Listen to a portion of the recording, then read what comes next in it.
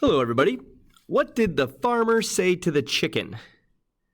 You know, I have no idea. I'm a math teacher, not a farmer, silly. Why would I know that answer, huh? Think about that one, huh?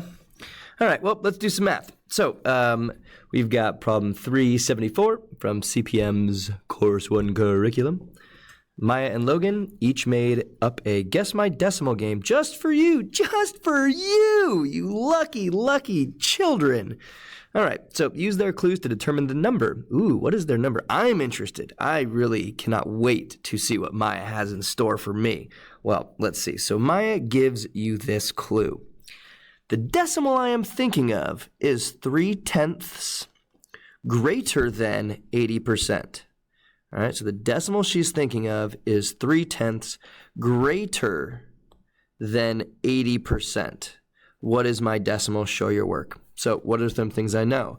So I know that her decimal is bigger than 80%, right? Greater than. So I know it's larger than 80%. So if I do that, so if I take just what I know that if she started with 80%, that her decimal is more than that. Well, how much more? 3/10 more. And I know that equals her decimal. So let's figure this out. I know it's a decimal, so let's turn these into decimals. 80% I know is 80 hundredths. And if I'm doing my decimals properly, that would be 0. I don't have any whole. It's not a whole number. And that would be 80 hundredths. This is the hundredths place. All right, so that is the first one. So we got 80 hundredths. Oh, that's important. And then we got 3/10. So if I'm converting this, that's 0. That's in my ones column. And then tenths are here. So these are tenths. So, and that is my tenths. So I've got 8%. Whoa. So I got my two portions converted. Ta-da! Now let's add them together. Let's add them together. So 80%. 80% is 80 hundredths plus 3/10 equals, well, I want them to have the same amount of decimal points. I want to add hundredths with hundredths, so I could either add a 0 here, or I could say that this is the same equivalent as 8/10 plus 3/10. Either way, I'll get the same equivalent, the same decimal. So 80 hundredths plus 30 hundredths is 110 hundredths. And if I add 8/10 with 3/10, I end up with 11/10. Both are equivalent. Both acceptable answers for part A.